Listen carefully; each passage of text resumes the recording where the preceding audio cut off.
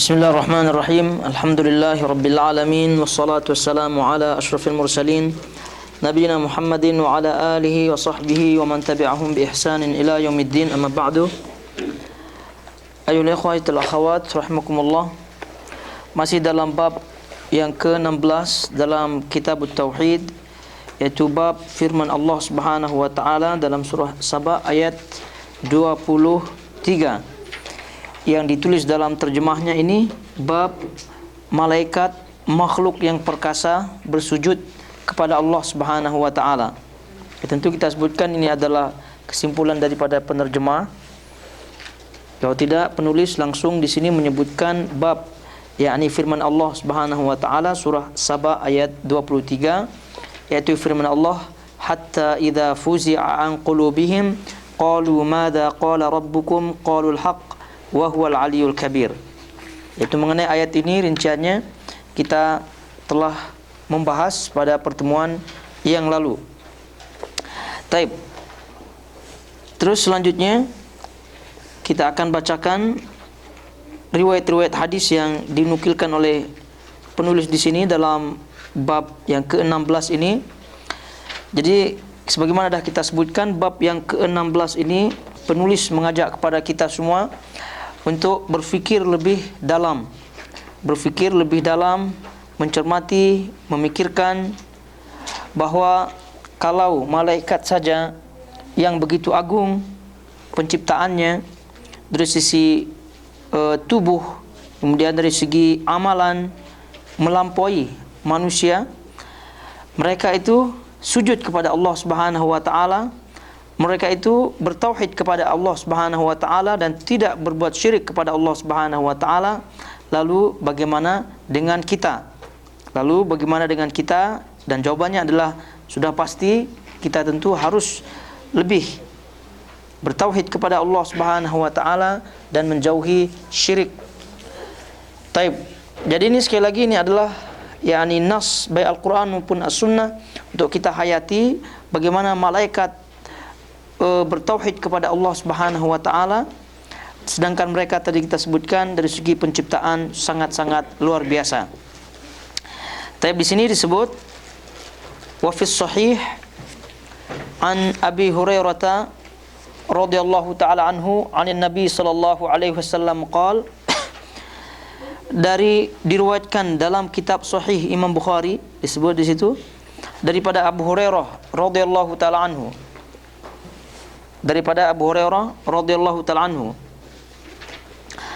Abdurrahman bin Sakhar Ad-Dawsi meninggal tahun 59 Hijriah, bahwa Rasulullah SAW bersabda, kata beliau di sini, idza qadallahu al-amra fis sama darabatil malaikatu bi ajnihatiha khud'anan liqaulihi ka'annahu silsilatun ala Safwan. Jadi kita baca terjemahnya yang ditulis di situ. Apabila Allah menetapkan suatu perintah di atas langit, para malaikat mengibas-ngibaskan sayapnya karena patuh akan firman-Nya, seolah-olah firman yang didengar itu bagaikan gemerincing rantai besi yang ditarik di atas batu rata. Tapi ini adalah yakni sekali lagi ini hadis menggambarkan bagaimana tunduk, patuh dan tidak berdayanya malaikat di hadapan Allah Subhanahu wa taala. Di situ Allah apabila memutuskan suatu perintah di atas langit, jadi tentu malaikat mendengar perintah tersebut.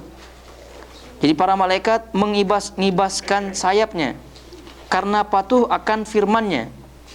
Ini tadi kita sebutkan ini adalah yakni sifat daripada malaikat, di antaranya adalah patuh dan tidak bermaksiat kepada Allah Subhanahu wa taala.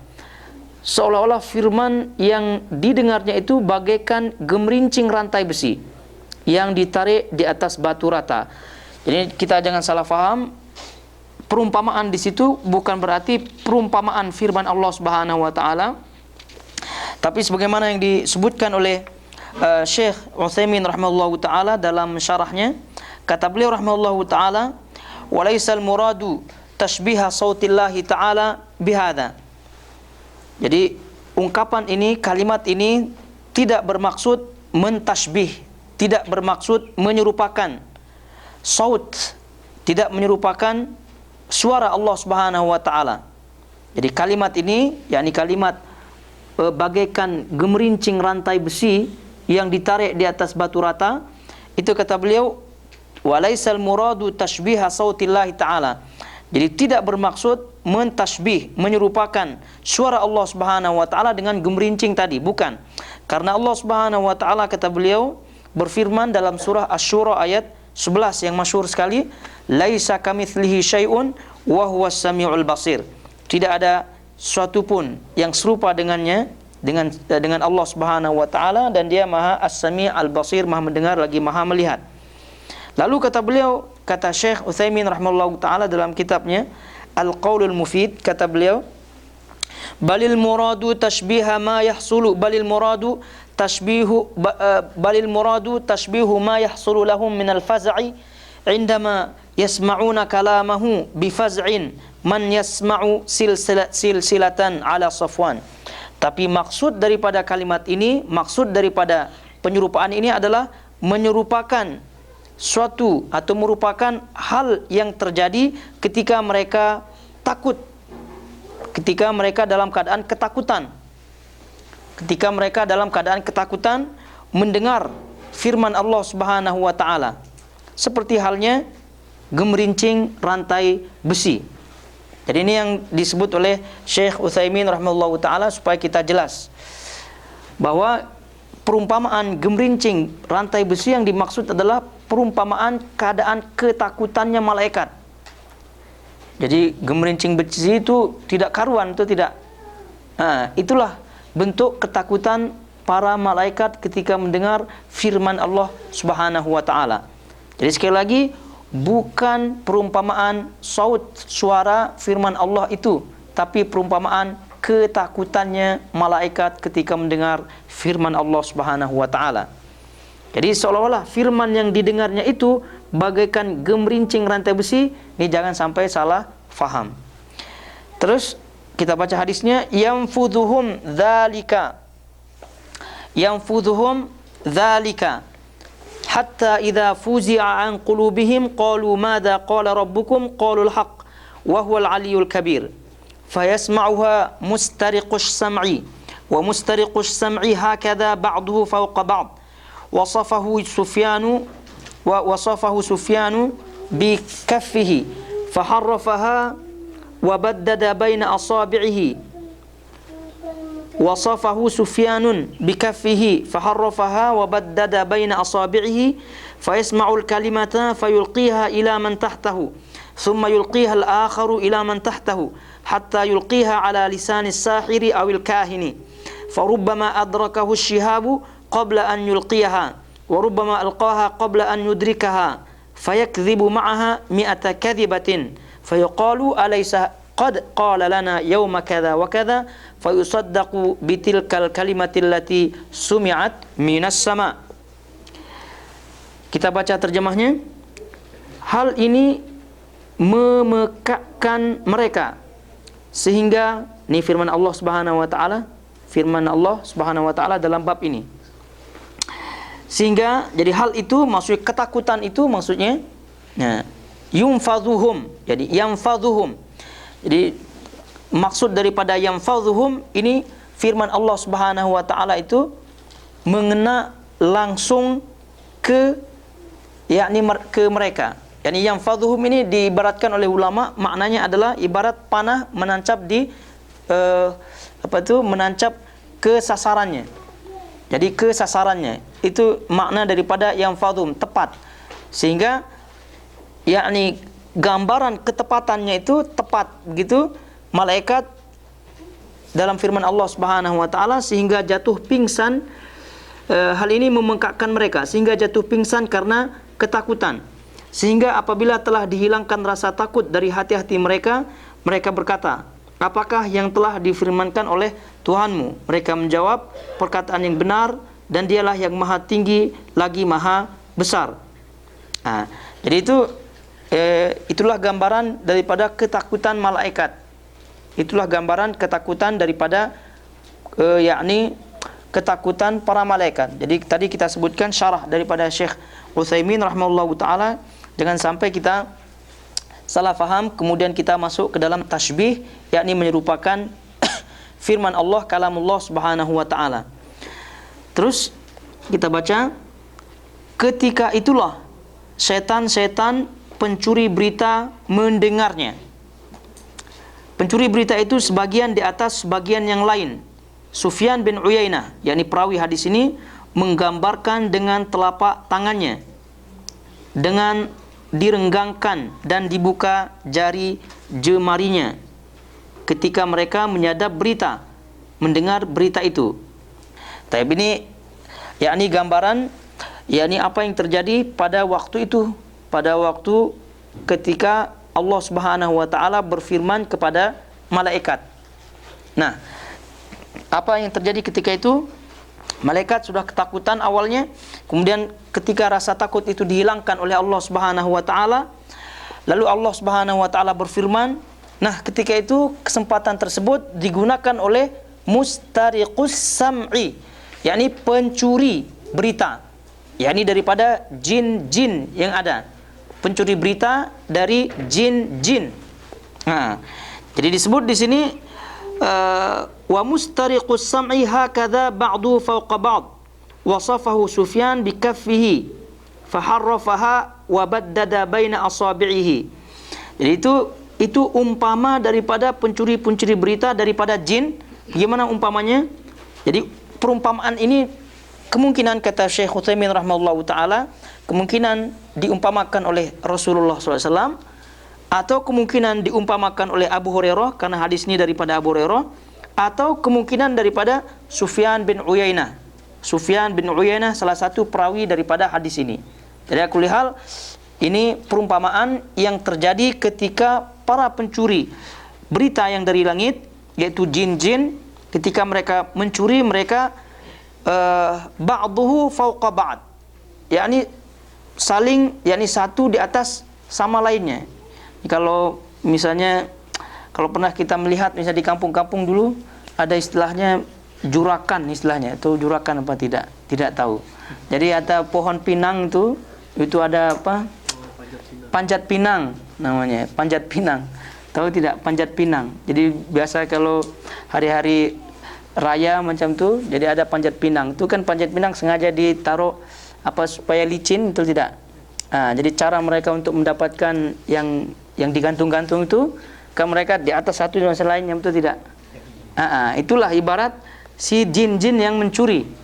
Jadi duduk di atas satu, duduk di atas terus sampai ke situ. Sehingga ini juga dalil daripada ulama, kata Syekh Utsaimin rahimahullahu taala, menunjukkan jin itu banyak jumlahnya. Banyak sekali jumlahnya, sehingga coba dibayangkan misalnya satu sama lainnya sampai ke langit itu udah berapa jauh gitu. Dan itu banyak sekali.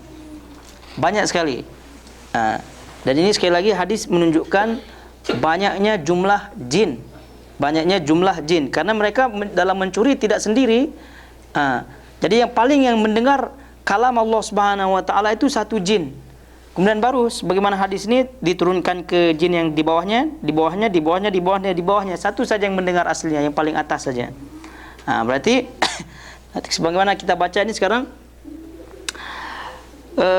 ketika mereka menyadap, tahu menyadap tidak?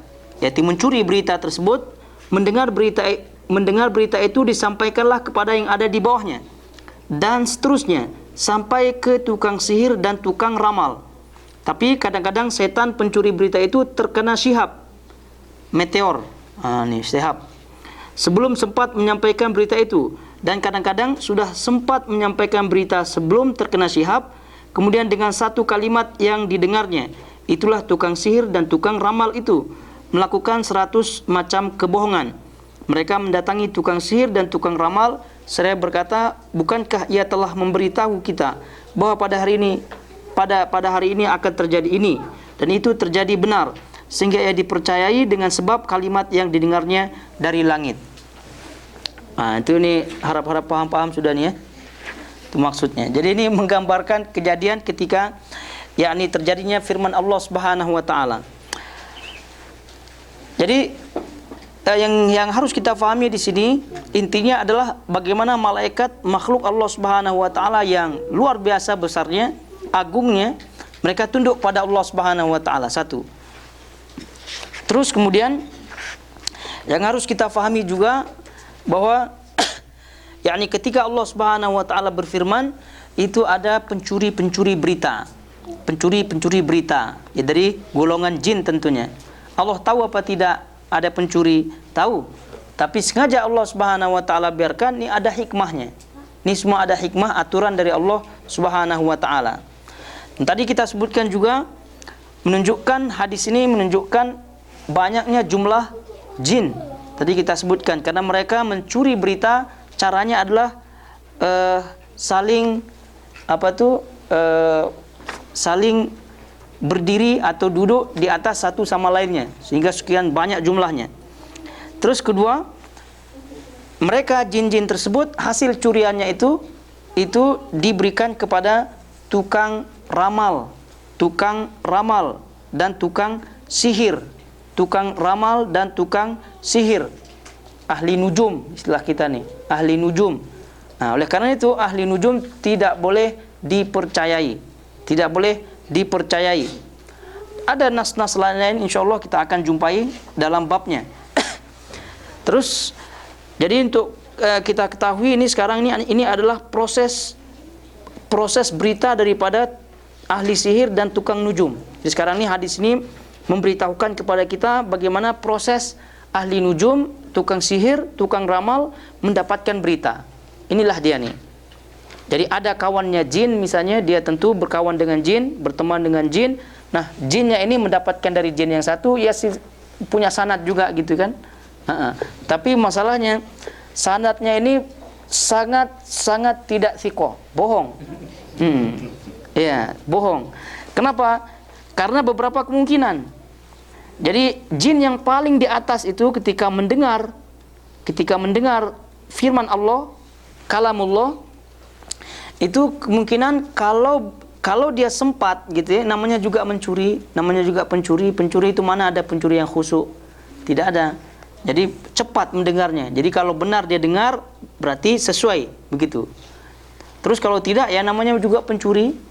Kemudian yang kedua, sebelum yakni jin yang mendengar kalamullah ini yang pertama memberikan kabar kepada jin yang selanjutnya yang di bawahnya itu sudah terkena syihab. Syihab ini api, ya disebut ini meteor istilahnya nih. Bahasanya itulah. Gitu. Oleh karena itu ini adalah salah satu fungsi daripada syihab, daripada Allah Subhanahu wa taala menghiasi langitnya dan juga sebagai yakni untuk menembak gitu. Menembak dari jin-jin yang berusaha mencuri berita ini. Ini namanya syihab. Oleh karena itu jangan namakan anak syihab. Kurang bagus maknanya. Ya, ini. Taib. Jadi terus selanjutnya yang disebut juga oleh ulama, jadi yakni pencuri berita ini intinya tidak berhasil di dalam mencuri berita. Jadi kalau kebetulan terjadi berarti itu kebetulan. Jadi tidak berhasil. Apakah pencuri berita ini selalu ditembak oleh syihab, ditembak oleh Allah Subhanahu wa taala menggunakan syihab? Ini seperti yang disebut oleh Syekh Utsaimin rahimahullahu taala, ini berbeda pendapat ulama di situ.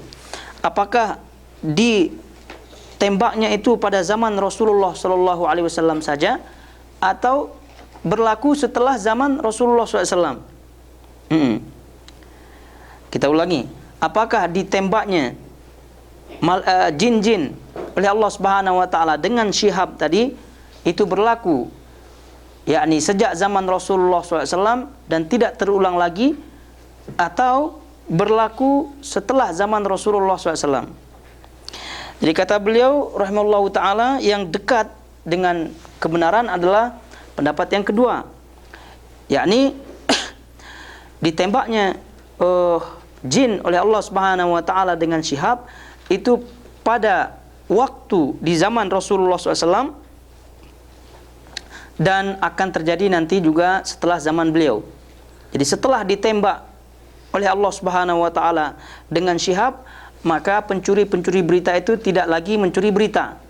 Tidak lagi mencuri berita, yakni terputus, jadi tidak lagi mencuri. Apakah dia akan mencuri lagi setelah zaman Rasulullah SAW? Kemungkinan ada. Lalu kenapa mereka yakni sering ditembak gitu oleh Allah Subhanahu wa taala di zaman Rasulullah SAW? Supaya mereka berhenti mencuri. Supaya mereka berhenti mencuri dan juga supaya tidak tercampur antara wahyu dengan hasil curian ini. Karena wahyu kan juga turun dari langit, curian pun datang juga dari langit. Sehingga Allah Subhanahu wa taala memutuskan pencuri-pencuri itu dengan menembak dengan Syihab. Tapi setelah Rasulullah SAW pun itu kemungkinan akan ada lagi pencuri-pencuri berita. Sehingga ahli-ahli nujum pun banyak. Ahli-ahli nujum pun banyak. Jadi ini adalah yang dimaksud di sini. Yang pencuri berita, ya tentu yang dimaksud dengan berita yang di sini adalah berita yang akan terjadi, mustakbal, yang akan terjadi. Maka itu disebut tukang ramal, ahli nujum. Gitu. Jadi itu yang disebut dengan kahin. Kahin bahasa syaratnya, syariatnya. Kahin, tukang ramal, ahli nujum. Jadi mereka menerima berita-berita yang akan terjadi. Tapi kalau berita-berita yang sudah terjadi itu tidak dicuri. Itu tidak dicuri. Itu karangan-karangan mereka saja. Jadi kalau misalnya ini yang berkaitan dengan berita yang akan datang, maka disebut tukang ramal, ahli nujum atau kahin namanya. Kahin. Tapi kalau dia sampaikan misalnya berita yang sudah terjadi, itu bukan kahin, itu bukan tukang ramal. Itu bukan tukang ramal dan itu bukan berita-berita yang dicuri. Misalnya ada kehilangan uang misalnya, kehilangan uang. Terus ada seorang mengatakan, coba cari di tempat ini misalnya. Itu tukang ramal apa tidak? Tidak. Tidak. Jadi ini perbedaan antara tukang ramal yang dimaksud di sini dengan yang kita maksud, dengan yang di keseharian kita. Jadi kalau dia mengkhabarkan kabar yang akan terjadi, itu dia nih ahli nujum, tukang ramal yang dimaksud di sini. Tapi kalau misalnya dia mengkhabarkan misalnya sesuatu yang hilang, misalnya dia diambil fulan misalnya, atau misalnya coba cari di sini misalnya, itu tidak termasuk. Itu tidak termasuk. Cuma kadang-kadang itu di kampung-kampung kita double posisi biasanya. Itu tidak. Dia tukang ramal, meramalkan yang akan terjadi, juga mengkhabarkan benda-benda yang hilang juga. Itu masalahnya. Tapi masalahnya yang kita ketahui itu, dan yang benar dalam hal ini adalah, yang jadi bahasan adalah mereka-mereka yang mengkhabarkan berita-berita yang akan datang. Taib. Jadi itu kita ketahui sekarang ini proses berita yang disampaikan oleh ahli nujum. Itu dia prosesnya. Sehingga tidak mungkin akan benar, tidak mungkin akan benar. Tidak mungkin. Jadi kalau misalnya terjadi benar, maka itu qadarullah, itu tepat. Ketepatan namanya, ketepatan. Tapi bukan berarti hasil daripada curian yang benar-benar hasilnya, tidak. Karena misalnya kalau si jin itu sudah dapat berita, itu terkena tembakan Syihab. Kalau misalnya tidak terkena tembakan Syihab, hasil-hasil curiannya pun tak jelas. Terus kemudian kalau misalnya jelas, kemudian tak terkena Syihab, berapa itu salah silsilah jin sanad mereka itu dari bumi ke langit itu berapa tuh? Dan belum dicek satu-satu mana yang satu yang sikoh, mana satu yang tidak, begitu. Kalau misalnya, kalau kita lihat misalnya silsilah sanad Imam Bukhari misalnya, sebab itulah kalau dalam bab sanad itu, sanad yang tinggi itu ada nilai plusnya. Jadi misalnya kalau Imam Bukhari ke Nabi SAW itu yang paling tinggi hanya 3. Kalau Imam Muslim 4, itu paling tinggi. Terus selanjutnya ada yang 10, ada yang selanjutnya. Ini jin ini dari langit ke bumi itu berapa puluh sanadnya. Itu susah untuk dipercayai. Ala kulli hal, itulah itu bohong yang mereka sampaikan. Taib, itu hadis yang pertama. Hadis yang kedua, hadis An-Nawas bin Sam'an. Jadi di sini disebut hadis An-Nawas bin Sam'an. Wa 'anin Nawas bin Sam'an radhiyallahu anhu qala dari hadis ini daripada sahabat Nawas bin Sam'an bin Khalid Al-Kilabi Al-Ansari. Qila abahu, jadi disebutkan bapaknya juga termasuk sahabat Sam'an ini. Nah, hadis ini kata Syekh Utsaimin rahimahullahu taala, dan juga sebelumnya hadis ini didhaifkan oleh Syekh Al-Albani rahimahullahu taala. Kata Syekh Utsaimin rahimahullahu taala, hadzal hadits lam yukharrijhu al-muallif. Hadis ini tidak dikeluarkan sumbernya oleh muallif, tidak disebutkan sumbernya, siapa perawinya tidak disebutkan. Lakin qad dzakarahu Ibnu Katsir min riwayati Ibnu Abi Hatim. Tapi hadis ini telah disebutkan oleh Ibnu Katsir dari riwayat Ibnu Abi Hatim. Wa dzakara fihi illatan. Dan beliau sebutkan di situ ada penyakit dari hadis ini. Wa hiya anna fi sanadihi Al-Walid bin Muslim, bahwa sanad hadis ini ada yakni di dalam sanad hadis ini ada terdapat perawi bernama Al-Walid bin Muslim. Jadi ini cacat hadis ini. Jadi ala kulli hal hadis ini dhaif kata beliau Syekh Utsaimin rahimahullahu taala, illa annahu qad rawa Muslimun wa Ahmadu min hadits Ibnu Abbas haditsan yakunu syahidan lahu. Tapi di situ ada, atau di sana ada hadis yang diriwayatkan oleh Imam Muslim, diriwayatkan oleh Imam Ahmad daripada sahabat Ibnu Abbas radhiyallahu taala anhu yang boleh menguatkan hadis ini, yang boleh menguatkan hadis ini. Jadi kalau kuliah dari segi sanad hadis ini dhaif. Taib, kita baca apa yang disebut penulis. Idza aradallahu ta'ala an yuhya bil amri takallama bil wahyi akhadhatis samawati minhu rajfatan aw qala ra'datan shadidatan khaufan min Allah. Fa idza sami'a dhalika ahlus samawati su'iqu wa kharru sujada fayakunu awwala man yarfa'u ra'sahu Jibril fayukallimuhu Allahu min wahyihi bima arada. Thumma yamurru Jibril 'ala al-malaikati kullama marra bisama'in sa'alahu malaikatuhu madza qala rabbuna ya Jibril fayaqulu Jibril qala al-haqq wa huwa al-'aliyyul kabir fayaqulun kulluhum mithla ma qala Jibril fayantahi Jibril bil wahyi ila haitsu amarahu Allah. Apabila Allah hendak mewahyukan perintahnya, maka dia firmankan wahyu tersebut, dan langit-langit bergetar dengan kerasnya karena takut kepada Allah. Dan ketika para malaikat mendengar firman tersebut, mereka pingsan dan bersujud. Dan di antara mereka yang pertama kali bangun adalah Jibril. Maka Allah sampaikan wahyu yang ia kehendakinya kepada Jibril. Kemudian Jibril melewati para malaikat. Setiap ia melewati langit, maka para penghuninya bertanya kepadanya, apa yang telah Allah firmankan kepadamu? Jibril menjawab, dia firmankan yang benar, dan dialah yang maha tinggi lagi maha besar. Dan seluruh malaikat yang ia lewati bertanya kepadanya seperti pertanyaan pertama. Demikianlah sehingga Jibril menyampaikan wahyu tersebut sesuai dengan yang telah diperintahkan oleh Allah kepadanya. Ini juga gambaran bagaimana makhluk besar Allah Subhanahu wa taala itu tunduk dan tidak berdaya di hadapan Allah Subhanahu wa taala. Di sini langit bergetar, semua makhluk pingsan, malaikat pingsan. Nah, dan yang pertama sekali bangun adalah Jibril. Dan ini hadis juga menunjukkan keutamaan Jibril alaihissalam, menunjukkan keutamaan Jibril alaihissalam. Keutamaan Jibril alaihissalam tadi kita sebutkan, di mana pertama disebutkan dia sebagai malaikat yang paling pertama sadar dan mendengar firman Allah tersebut. Dan kemudian Jibril alaihissalatu wassalam dipercayai oleh Allah Subhanahu wa taala untuk menyampaikan wahyu Allah Subhanahu wa taala kepada malaikat-malaikat yang lain sebagai utusan Allah Subhanahu wa taala. Dan juga ini menunjukkan amanah daripada Jibril alaihissalatu wassalam. Jadi amanah Jibril alaihissalatu wassalam berbeda dengan apa yang diyakini oleh Syiah, di mana mereka mengatakan seharusnya yang mendapatkan wahyu adalah siapa itu? Ali bin Abi Thalib.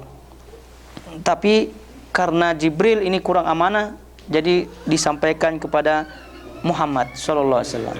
Ini kata mereka itu diadakan, itu otak mereka. Tapi ini yang disebut oleh hadis ini, dan di situ ada faedah-faedah hadis ini yang disebut oleh Syekh Utsaimin rahimallahu taala. Jadi ini disebut min fawaidil hadis, faedah hadis ini kata beliau, satu, itsbatul iradati liqaulihi sallallahu alaihi wasallam idza aradallah. Yang pertama adalah menetapkan adanya kehendak bagi Allah Subhanahu wa taala. Jadi kehendak Allah Subhanahu wa taala itu ada yang syar'i, ada yang kauni. Ada yang berkaitan dengan syariat, ada yang berkaitan tentang kaun, yakni alam semesta ini. Dan perbedaan antara syar'i dan kauni sering kita sebutkan. Kalau syar'i itu ada pilihan manusia di situ, kemudian kauni tidak ada pilihan manusia di situ. Itu ringkasnya. Terus selanjutnya yang kedua adalah makhluk Allah Subhanahu wa taala, walaupun benda mati, walaupun makhluk Allah Subhanahu wa taala berupa benda mati pun merasakan keagungan Allah Subhanahu wa taala. Merasakan keagungan Allah Subhanahu wa taala.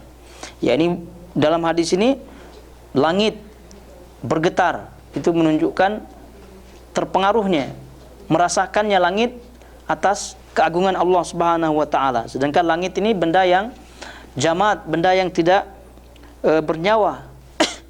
Taib. Dan itu dalil-dalilnya banyak.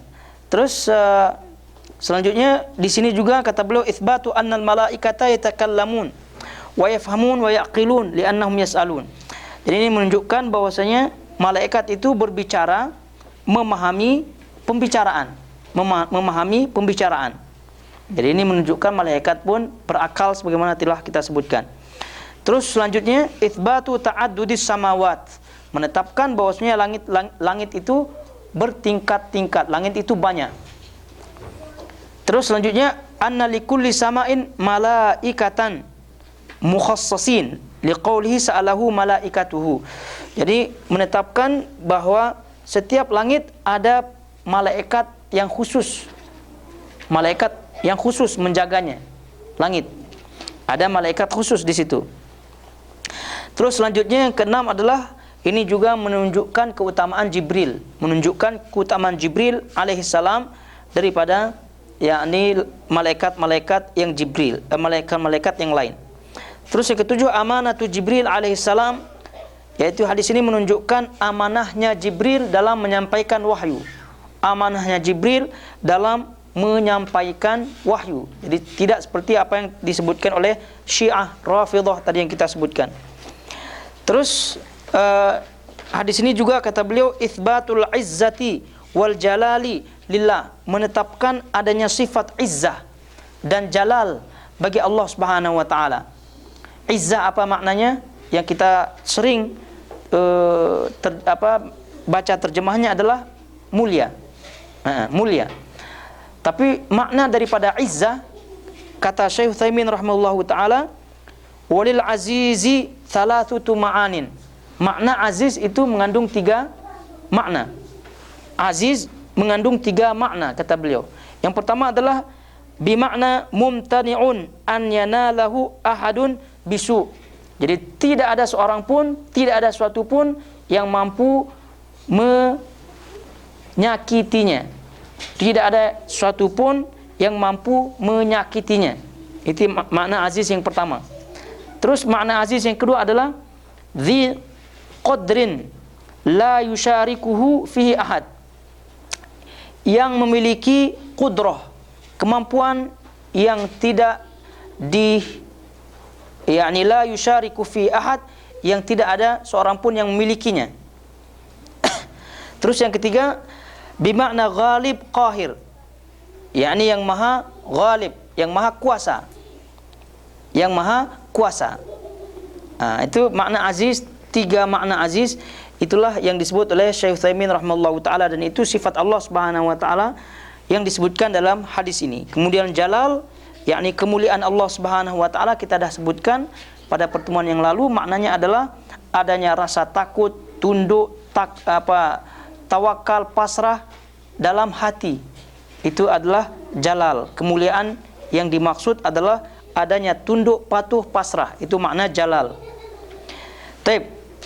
Ini hadis yang kedua dan langsung kita masuk ke dalam kandungan bab ini. Nah, kita baca kandungan bab ini. Dan kesimpulan daripada bab ini adalah pertama, penjelasan tentang ayat-ayat yang telah disebutkan di atas. yakni ayat berkaitan ayat surah Saba ayat 23 kita sebutkan. Taib. Selanjutnya, ayat tersebut mengandung argumentasi yang memperkuat kebatilan syirik, khususnya yang berkaitan dengan orang-orang yang soleh. Dan ayat itu juga memutuskan akar-akar pohon syirik yang ada di dalam hati seorang. Jadi maksudnya apa nih? Yang kedua ini kita baca langsung, ini adalah ma fiha minal hujjah ala ibtal syirk. Jadi maksud di sini adalah ayat tersebut mengandung argumentasi yang memperkuat kebatilan. Tidak, bukan memperkuat ini, justru melemahkan.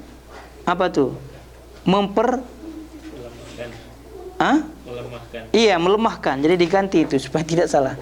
Ayat tersebut mengandung argumentasi yang melemahkan. Gitu. Kebatilan syirik. Jadi bukan memperkuat tapi melemahkan kebatilan syirik. Khususnya yang berkaitan dengan orang-orang soleh.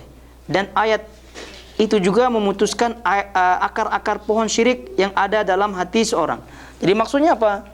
Maksudnya ayat yang tadi menunjukkan ketakutan yang ada pada hati malaikat. Yang tadi kita sebutkan malaikat luar biasa penciptaannya.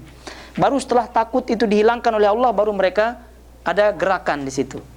Nah, jadi disebutkan di sini adalah ayat ini memutuskan akar-akar pohon syirik yang ada dalam hati seorang. Jika orang itu memperhatikan ayat ini tentunya. Jika mereka memperhatikan, kalau tidak memperhatikan ya bagaimana mungkin memotong? Tidak mungkin memotong, tidak mungkin akan diputuskan akar-akar pohon syirik tersebut apabila orang itu tidak belajar, apabila orang itu tidak memperhatikan, tidak mentadabbur, gitu. Ini semua apabila kita tadabbur, maka insyaallah taala itu baru akan hilang itu semua. Bagaimana tidak? Tadi kita sebutkan malaikat yang sangat luar biasa pun takut tunduk kepada Allah Subhanahu wa taala, apalagi jenis kita. Terus penjelasan tentang firman Allah, mereka menjawab perkataan yang benar dan dialah yang maha tinggi lagi maha besar. Ini pun sudah berlalu. Terus selanjutnya menerangkan tentang sebab pertanyaan para malaikat tentang wahyu yang difirmankan Allah. Jadi sebabnya adalah tadi mereka pingsan, disebutnya pingsan. Jadi mungkin mereka bertanya kepada Jibril, ingin mendengar apa yang difirmankan oleh Allah Subhanahu wa taala karena tadi mereka pingsan. Terus Jibril kemudian menjawab pertanyaan mereka dengan perkataan, dia firmankan yang benar, yakni Allah Subhanahu wa taala firmankan dengan firman yang benar. Dan ini sekali keyakinan kita Ahlussunnah wal Jamaah, seluruh firman Allah Subhanahu wa taala itu benar semua. Itu ada hikmahnya semua. Jadi walaupun secara zahir misalnya ada yang kita tidak sukai, tapi itu adalah di balik itu semua benar. Dan kita sebutkan benar adalah as-sidqu fil qaul, jujur dalam ucapan, kemudian ada hikmah di balik itu. Itu yang dimaksud dengan benar. Terus menyebutkan bahwa malaikat yang pertama kali mengangkat kepalanya adalah Jibril. Sebagaimana tadi dalam hadis kita baca, Jibril yang paling pertama kali bangun. Yang ketujuh, Jibril memberikan jawaban tersebut kepada seluruh malaikat penghuni langit karena mereka bertanya kepadanya. Ya, karena mereka bertanya kepadanya. Dan juga tadi kita sebutkan karena Jibril ini adalah amin, yang diberikan amanah oleh Allah Subhanahu wa taala untuk menyampaikan itu. Dan ini sekaligus menunjukkan bahwasanya Jibril memiliki kedudukan yang tinggi di hadapan malaikat-malaikat yang lain. Di hadapan malaikat-malaikat yang lain. Terus yang kedelapan, para malaikat penghuni langit jatuh pingsan ketika mendengar firman Allah karena takut. Dan ini sekali lagi kalau kita tadabbur, ini pasti kita akan menghasilkan tadi, yakni kesyirikan yang ada dalam hati pasti hilang. Jadi, kalau malaikat saja ini pingsan, apalagi jenis kita. Terus langit pun bergetar keras ketika mendengar firman Allah itu. Jibril yang ke-10, Jibril adalah malaikat yang menyampaikan wahyu itu ke tujuan yang telah diperintahkan Allah kepadanya, yakni tepat sasaran. Karena Jibril adalah amin, amanah. Jibril 11, hadis di atas menyebutkan tentang adanya setan-setan yang mencuri berita wahyu. Nah, dah tadi kita sebutkan. Yang ke-12, cara mereka mencuri berita, sebagian mereka naik di atas bagian yang lain, tidak keseluruhan. Tadi seperti orang yang ini panjat pinang. Tadi kita sebutkan. Terus yang ke-13, peluncuran syihab meteor untuk menembak jatuh setan-setan pencuri berita. Jadi kita umpamakan tadi seperti panjat pinang, itu bukan tepat-tepat begitu ya, tapi itu menunjukkan mereka ada di atas satu dengan sama lainnya. Tadi kita sebutkan peluncuran syihab meteor tadi disebut sini untuk menembak jatuh setan-setan pencuri tersebut. Yang ke-14, ada kalanya setan pencuri berita itu terkena syihab sebelum sempat menyampaikan berita yang didengarnya, dan ada kalanya sudah sempat menyampaikan berita ke telinga manusia yang menjadi abdinya sebelum terkena syihab. Ada kalanya, tapi ada kalanya ini wallahu a'lam. Terus ada kalanya ramalan tukang ramal itu benar, ada kalanya, tapi ini semua kita sebutkan ini tepat atas takdir Allah Subhanahu wa taala, bukan berarti kita membenarkan tukang ramal tersebut. Karena hadis Nabi SAW jelas di situ, man ata'arrafan wa saddaqahu bima yaqul faqad kafara bima unzila ala Muhammad. Barang siapa yang datang ke tukang ramal kemudian membenarkan ucapannya, maka sungguh dia telah kafir terhadap apa yang telah diturunkan oleh Allah Subhanahu wa taala kepada Muhammad. Nanti insyaallah kita akan jumpai hadisnya. Terus yang ke-16, dengan berita yang diterimanya ia melakukan 100 macam kebohongan. Itu. Jadi beritanya itu tadi belum tentu benar, kemudian dia tambah-tambahkan lagi. Sudah jelas lebih dusta lagi. Terus kebohongan tidak akan dipercaya kecuali karena adanya berita dari langit melalui setan penyadap berita. Taib. Yang ke-18, kecenderungan manusia untuk menerima suatu kebatilan.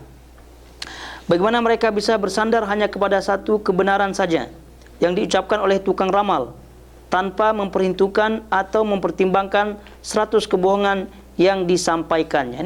Ini sifat kebanyakan orang tentunya, instan semacam itu, ingin tahu misalnya keadaan apa nanti nasibnya, ditengok tangannya begitu, kamu nanti akan berjaya nanti di tahun ini begitu. Apa istilah zodiak itu?